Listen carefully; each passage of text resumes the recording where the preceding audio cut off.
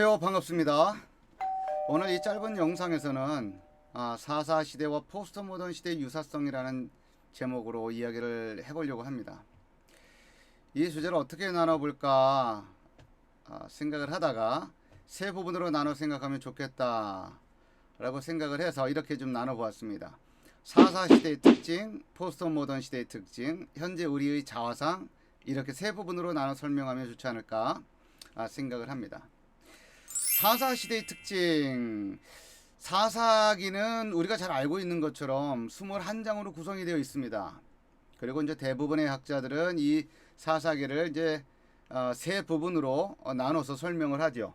1장 1절서부터 3장 6절, 3장 7절서부터 16장, 17장서부터 21장, 이렇게 세 부분으로 나눠 설명을 하는데, 첫 번째 단락은 이스라엘이 가나안 땅을 정복함에 있어서 미처 정복하지 않은 땅을 정복하는 이야기.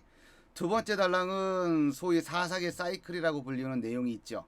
배교, 하나님의 심판, 회개, 사사를 보내는 것, 구원, 이러한 내용들이 반복되는 이야기. 그리고 세 번째 단락은 이스라엘의 내부적 위협 혹은 타락의 내용이 담겨 있는데, 이스라엘이 얼마나 심각하게 가나안화되었는가를 가장 극명하게 보여주는 이야기가 담겨 있습니다. 그런 전체 내용을 두 가지 특징으로 이제 압축해서 설명을 하면 이렇습니다. 첫 번째 특징은 4.4 시대의 핵심 지도자가 없었다라고 하는 것이죠. 모세가 죽은 이후에 이스라엘을 이끌었던 여호수아가 죽자 이스라엘 백성에게는 핵심 지도자가 없었고, 그로 인해 이스라엘은 조직 면에서나 행정적인 면에서나 영적인 면에서나 거의 오합지졸의 수준으로 전락하게 됩니다. 이런 것을 통해서 볼 때 지도자의 중요성은 아무리 강조해도 지나치지 않은 것 같습니다. 두 번째 특징은 이스라엘 백성이 자기의 소견에 옳은 대로 행하였다는 것에 있습니다. 사울이 왕으로 등장하기까지 대략 350년간 이스라엘 백성이 각자 자기 생각에 옳은 대로 행하다 보니까 타락의 끝을 달리고 혼돈의 극치를 달리게 되었다라고 하는 것이죠. 그래서 학자들은 사사기의 핵심 키워드를 혼돈으로 설정을 합니다.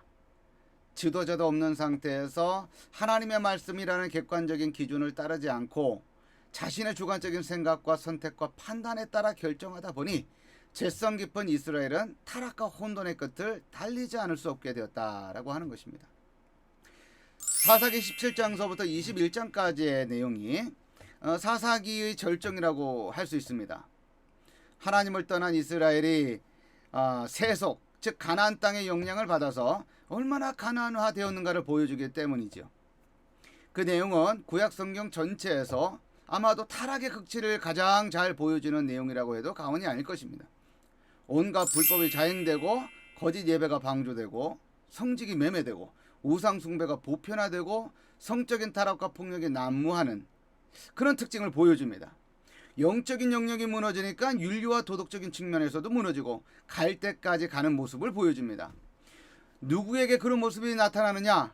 하나님의 언약 백성인 이스라엘에게서 그런 모습이 나타났다라고 하는 겁니다. 19장서부터 21장의 이야기를 간략하게 살펴보면 이렇습니다.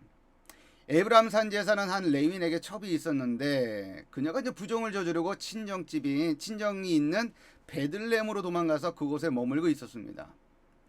레위인은 첩을 다시 데리고 와서 살아야겠다고 결심을 하고 베들레헴으로 내려가서 첩을 데리고 올라오게 되는데, 올라오는 길에 시간이 너무 늦어서 어둠이 내려앉아서 이동할 수 없게 된 것이죠. 그래서 기브아라고 하는 지역에서 유숙을 하게 됩니다. 그때 에브라임 출신의 한 노인이 자신의 집으로 초대해서 그 집에 묵게 되었는데, 그 지역 불량배들이 레위인을 달라고 시끄럽게 요구하게 되고 결국 첩을 내어주게 되고 말았습니다. 그런데 그 결과 첩은 그들에게 밤이 맞도록 윤관을 당하고 아침에 문지방에서 죽고 말았습니다. 레위인은 죽은 첩을 12토막으로 나누어서 11지파에게 보내고, 그러면서 기브아의 끔찍한 냉대와 악행을 보고하게 됩니다. 11지파는 베냐민 지파에게 기브아 지역의 가해자들을 내오느라고 요청하지만 넘겨주는 대신에 베냐민 지파는 전쟁을 선포하게 됩니다.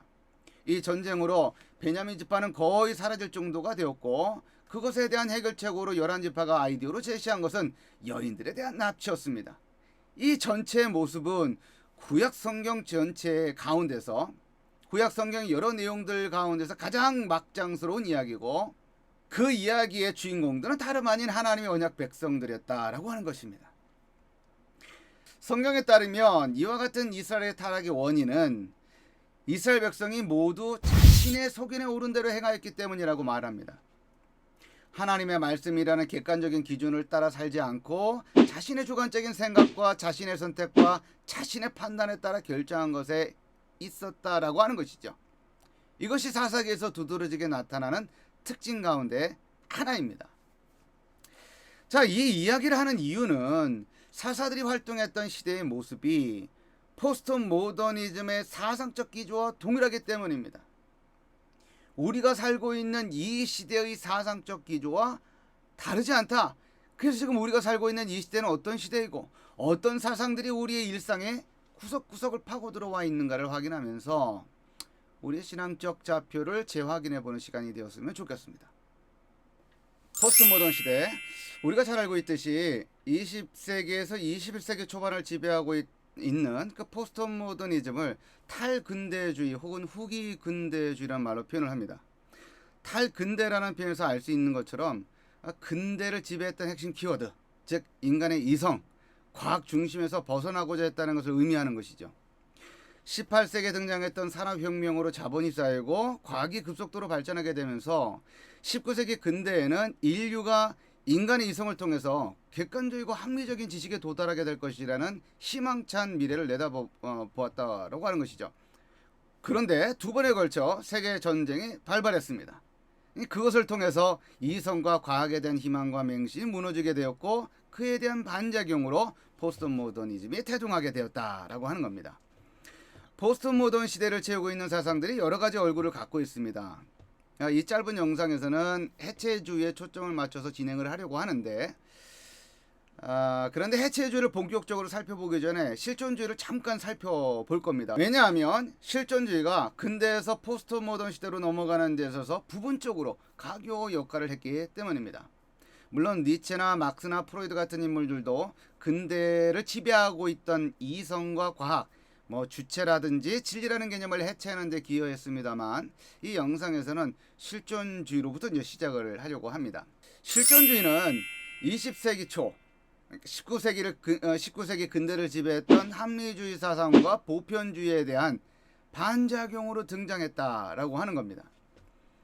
합리주의라고 하는 것은 말 그대로 비합리적이고 우연적인 것들은 모두 배척합니다. 이성적이고 논리적으로 딱딱 떨어지는 것을 추구하는 것이죠. 보편주의라고 하는 것은 개별성보다 보편성을 우선시한다라고 하는 겁니다. 이 보편성이라고 하는 것은 누구나 따라야 할 어떤 규범을 형성하게 되는데 개별자들은 개인 자신의 자유나 독창성이나 주체성이 상실되게 되는 그런 결과를 가져오게 되는 것이죠. 그래서 이와 같은 합리주의와 보편주의에 대한 반작용으로 등장한 것이 실존주의다. 따라서 실존주의는 개인의 자유, 개인의 선택, 개인의 주체성 등을 중요하게 생각을 합니다. 보편적인 어떤 규범이라든지 객관적인 규범이 개인의 자유와 선택과 주체성을 억압해서는 안 된다라고 하는 것이죠. 실존주의는 보통 유실론적인 실존주의와 무실론적인 실존주의로 나눕니다. 그리고 무실론적인 실존주의의 대표 철학자는 우리가 잘 알고 있는 것처럼 장폴 사르트르입니다. 많이 들어본 이름이죠. 그런 여러 권의 책들을 출판했습니다. 그런데 그의 사상을 지벽적으로 알려주는 말 가운데 하나는 바로 인간의 실존은 본질에 앞선다라고 하는 겁니다. 여기서 본질이라는 말은 어떤 사물의 존재 이유나 목적을 의미하죠. 철학의 원래 목적이 이제 그런 것이기도 했습니다만 모든 사물은 존재 이유라든지 존재의 목적을 가지고 있다고 보았고 그것을 본질이라고 했습니다. 예를 들면 신발은 크기와 모양과 색깔은 달라도 발을 보호하는 목적을 가지고 있죠. 모든 사물이 그렇다라고 하는 겁니다. 본질이 있고 그리고 실존이 있는 겁니다. 그러나 신을 인정하지 않았던 사르트르는 인간에게는 본질이 없다라고 말합니다. 존재의 이유와 목적이 없이 던져진 존재라고 보았습니다. 피투성이라는 말을 사용하죠. 세상에 던져진 존재이기 때문에 자유로운 선택을 통해 본질을 스스로 만들어가야 한다라고 말합니다. 그 선택에는 당연히 책임이 뒤따르고, 하지만 그 선택이 어떤 결과를 가져올지 모르기 때문에 인간은 불안해합니다. 사르트르는 그 불안을 극복하기 위해서 자신이 내리는 선택과 결정에 가치를 부여합니다. 그래서 어떤 절대적인 답이 있는 것이 아니라 내가 선택하고 내가 결정하고 내가 의미를 부여하는 거예요. 따라서 내가 선택하고 내가 결정한 그 모든 것이 답이 되는 것이고, 그것은 사람마다 다르다라고 주장을 합니다. 그래서 어떤 절대적인 답이 있는 것이 아니라 내가 선택하고 내가 결정하고 내가 의미를 부여하는 거예요. 따라서 내가 선택하고 결정한 모든 것이 답이 되는 것이고, 그것은 사람마다 다를 수 있는 것이지요. 그래서 내 삶은 내가 선택한다, 내 삶은 내가 결정한다가 실존주의의 특징이 됩니다. 이러한 생각이 포스트 모더니즘의 물기를 터놓게 된다라고 하는 것이죠. 이 토대 위에서 이제 앞서 말한 것처럼 포스트 모더니즘의 한 얼굴, 해체주의가 서 있는 겁니다. 해체주의는 디컨스트럭셔니즘이라고 말을 하고, 또는 후기 구조주의라고 말을 합니다. 해체주의의 핵심 키워드는 이름에 있듯이 말 그대로 해체입니다. 오랜 세월 깊이 뿌리 박혀 있는 통념과 가치 체계를 해체해서 재구성하자라고 하는 거죠. 해체주의는 후기 구조주의라고도 표현을 한다고 했는데, 그 말은 구조주의를 전제하는 말이죠.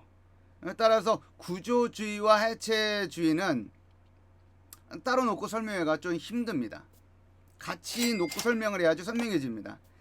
구조주의는 여러분들도 아는 것처럼 소시르의 언어 철학으로 대변되는데, 그 이론에 따르면 모든 것이 연결되어 있고 한 개체의 의미는 다른 것들과의 비교와 대조를 통해서 그 의미가 분명해진다라고 주장을 합니다. 예를 들어서 좋아하다라고 하는 단어는 미워하다라고 하는 단어와의 대조를 통해서 의미가 분명해지는 거예요. 그리고 또 아끼다, 사랑하다, 애정하다 등의 단어들과 함께 비교해 보면서 좋아하다의 의미가 좀 더 선명하게 드러나게 된다는 겁니다. 남자라는 단어는 여자라는 단어와 대조를 통해서 그 의미가 선명해지고, 여자라는 단어는 남자라는 단어와 대조함으로써 그 의미가 선명해진다라고 하는 겁니다. 그런 해체주의는 이 모든 것을 해체해요. 남자와 여자라고 하는 구도 자체도 해체합니다. 이러한 남자와 여자라는 대립 구조 자체가 오랜 세월에 걸쳐 형성된 것이니까 남자와 여자라는 이 틀 자체를 허물어뜨려야 한다라고 주장을 합니다. 이것이 해체주의의 기본 골자예요. 대표적인 학자는 두 사람이 있습니다. 미셸 푸코와 자크 데리다입니다. 미셸 푸코는 사르트르 이후에 등장한 프랑스 최고의 지성인이라고 알려져 있고, 동시에 포스트 모더니즘의 사상적 대부로 간주되고 있는 인물이죠. 그는 많은 책들을 썼습니다. 말과 사물, 지식의 고고학, 광기의 역사, 감시와 처벌, 성의 역사 1권, 2권, 3권, 아주 많은 책들을 썼는데, 그의 사상 기저에 깔려있는 핵심 사상은 그리 복잡하지 않습니다. 핵심 사상은 정상과 비정상, 동일자와 타자, 내부와 외부 사이에 만들어진 경계를 해체하는 겁니다. 과학과 비과학, 정상인과 비정상인, 이성과 비이성 사이에 놓인 경계가 얼마나 불안정하게 형성된 것인가를 보여주고, 비주류, 비과학, 비정상인, 비이성의 목소리, 이제 그는 이것을 강요된 침묵이라는 말로 표현을 합니다. 그러니까 이러한 목소리를 밖으로 끌어내자는 것이었어요. 여하튼 이러한 그의 핵심 사상을 세 개의 핵심 키워드로 나눠보면 이렇습니다. 경계의 해체, 절대적이고 보편적인 지식은 달라진다, 또 그리고 권력, 이렇게 세 개의 키워드로 우리가 설명을 해볼 수 있습니다. 그리고 이제 이 세 가지는 서로 긴밀하게 연결되어 있는데 왜 그런 주장을 하게 되는가? 경계 해체를 생각해 보면 이렇습니다. 그에 따르면 광인이라 불리는 사람들이, 그러니까 미친 사람이죠. 광인이라고 불리는 사람들이 한때는 소위 정상적인 사람들과 더불어 함께 살았었는데 17세기에 들어서서 이성이라고 하는 키워드가 키워드를 중요하게 생각하게 되면서 정상과 비정상으로 나누게 되었고, 비정상으로 간주되는 사람들을 병원에 가두게 되었다는 겁니다. 그러다가 18세기 산업혁명이 등장을 하고 노동력이 많이 요구가 되면서 비정상적인 사람으로 간주되어서 병원에 갇혀 있던 사람들 중에 뭐 거지나 불황자 이 사람들을 바깥으로 다시 정상인들과 같이 살게 했다라고 하는 겁니다. 즉 정상과 비정상 사이에 놓인 경계라는 것이 따지고 보면 시대의 역사적 산물일 뿐이라고 말하는 것이죠. 그러니 그 경계는 절대적인 것일 수 없는 것이고, 따라서 그 경계를 허물어 버리자라고 하는 겁니다. 그리고 절대적이고 보편적인 지식은 존재하지 않는다고 주장합니다. 이제 그 이유는 시대마다 지역마다 어떤 사물들의 질서를 부여하는 무의식적 인식 체계, 그는 이제 그것을 에피스테메라고 부르는데, 그 무의식적인 인식 체계가 바뀌기 때문이라고 말합니다. 예를 들어서 16세기에는 유사성이라고 하는 것이, 17세기에는 표상이라고 하는 것이, 19세기에는 실체라는 것이 어떤 사물을 정리하고 분류하는 인식 체계였다라고 하는 겁니다. 다시 말해서 예전에는 유사성에 근거해서 다양한 식물들과 동물들을 분류하는 데 머물렀다면, 근대에 들어서는 그것들의 실체, 곧 생명의 시선을 두었다는 겁니다. 이처럼 시대마다 사물을 바라보는 인식 체계가 달랐기 때문에 사물에 대한 가치 평가도 달라지고, 따라서 절대적이고 보편적인 지식 혹은 진리라는 것은 있을 수 없다라고 주장하는 겁니다. 세 번째 키워드는 권력입니다. 이 말은 앞에서 나누었던 이야기와 긴밀하게 연결되어 있습니다. 정상인과 비정상인을 나누는 데 있어서 권력이라고 하는 것이 작용했다라고 하는 거예요. 광인이, 즉 미친 사람이 정신병원에 갇히게 되는 과정에는 의사의 판단이 중요했기에, 다시 말해서 그들이 절대적인 권력 행사를 했기 때문이다 라고 보는 거죠. 그래서 푸코는 이런 것을 지식 권력이라고 불렀습니다. 여하튼 푸코는 시대마다 지역마다 에피스템의 무의식적인 인식 체계는 바뀌었고 또 바뀌는 것이기 때문에, 따라서 절대적인 지식 혹은 진리란 존재하지 않는다라고 말합니다. 달리 말하면 오랫동안 당연하게 받아들여 왔던 것이 당연한 것이 아니었다는 말을 하게 되는 것이죠. 해체주의와 관련해서 또 한 명의 학자는 이제 자크 데리다라고 합니다. 자크 데리다는 1930년 프랑스의 식민지였던 알제리의 엘비아르에서 태어난 유대인이었습니다. 1930년에 태어났는데 2004년에 74세의 나이로 췌장암으로 이제 사망을 했습니다. 유명한 좌파 철학자로서 그는 약 40권의 책을 저술했는데요. 30대에 이르렀을 때 그라마톨로지라고 하는 책을 쓰게 되었고, 그 책이 선풍적인 인기를 끌면서 유럽을 대표하는 유명한 철학자가 됩니다. 그의 사상의 핵심 또한 해체이죠. 해체. 미셸 푸코처럼 해체가 키워드입니다. 기존의 통념을 해체하자는 거예요. 단순하게 말하면 이제 그런데 좀 더 크게 또 학문적으로 말하면 기존의 서양 철학 전반에 대한 해체를 주장하는 거예요. 엄청난 거죠. 해체하고 또 해체해서 최종적으로 남는 것을 확인해 보자라고 하는 겁니다. 그래서 선과 악, 옳음과 그름, 윤리와 비윤리, 이성과 열정, 남성성과 여성성, 이성애자와 동성애자, 고등문화와 저등문화, 이제 이처럼 이분화된 부분을 모두 해체하자라고 주장을 합니다. 푸코처럼 절대적인 것은 없어요. 오로지 상대적인 것만 있고 오로지 다의적인 것만이 존재할 뿐이라고 주장을 합니다. 이런 해체주의가 모든 영역에 스며들어 있습니다. 이렇게 미셸 푸코라든지 이 자크 데리다의 이 해체주의는 우리 일상의 삶 모든 영역에 지금 깊이 스며들어 있습니다. 그래서 자크 데리다의 사상을 따르고 지지하는 자들은 당연히 이성애와 동성애의 구분을 해체하고 동성애를 지지하게 되는 거예요. 우리나라 기독교 내에서 데리다의 사상을 가장 많이 보급하고 있는 학자는 아마 강남순 박사이죠. 이제 이분은 외국에 거주하고 있지만 이제 종종 한국에 들어와서 자크 데리다의 사상을 많이 전파하고 있습니다. 따라서 데리다의 철학적 기반 위에 서 있기 때문에 이분도 동성애를 지지하게 되는 것이죠. 그렇게 말할 수밖에 없는 겁니다. 그래서 신문 기사에 차별금지법은 이웃사랑법이다 라는 제목의 기사를 쓸 수밖에 없는 겁니다. 그 기사를 보게 되면 이런 표현이 나와요. 예수의 가장 중요한 핵심 메시지는 무조건적인 사랑과 한대이다라고 말합니다. 그런가요? 좋은 말, 분명 좋은 말 같습니다. 그래, 예수의 가장 중요한 핵심 메시지는 회개를 통한 은혜의 복음이죠. 예수님이 누구나 무조건적으로 환대할 것으로 생각하지만 만약 그렇다면 나중에 심판의 날도 없을 것이죠. 심판의 날에 양과 염소가 나뉘듯 의인과 악인이 갈라지지도 않을 겁니다. 예수님이 와서 첫 번째로 하신 말씀이 회개하라예요. 그죠? 예수님의 가장 중요한 핵심 메시지는 무조건적인 환대이다? 동의하기 힘들죠. 요약하자면 보편적이고 합리적인 것은 배제되고 어떤 사안에 대한 해체를 통한 개인의 주관적인 해석과 주관적인 선택과 주관적인 결정을 중요시한다라고 볼 수가 있습니다. 자, 그렇다면 이런 해체를 주장하는 포스트 모던 시대 속에 살고 있는 우리 현대 기독교인들의 자성은 어떨까?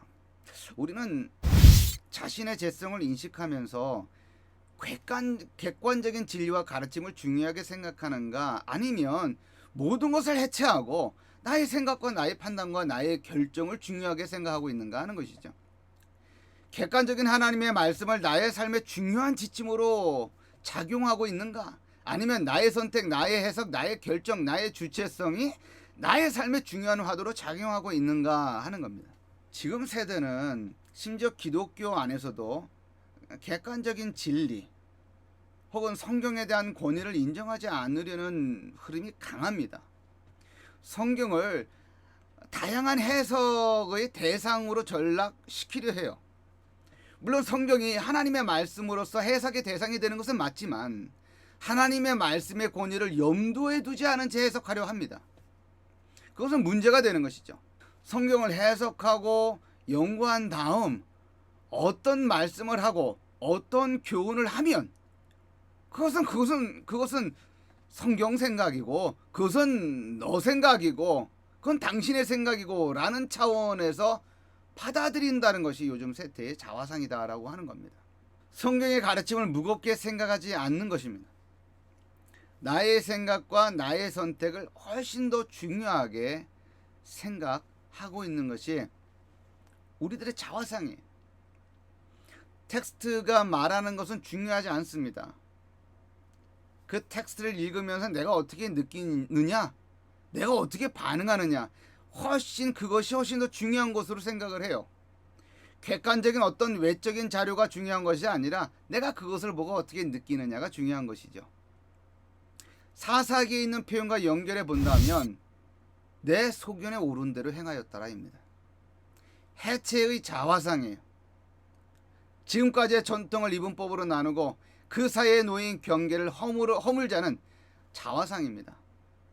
남자와 여자의 경계선을 허물자는 겁니다. 푸코와 데리다의 철학적 가르침이 우리 일상의 삶 구석구석에 그대로 파고들었어요.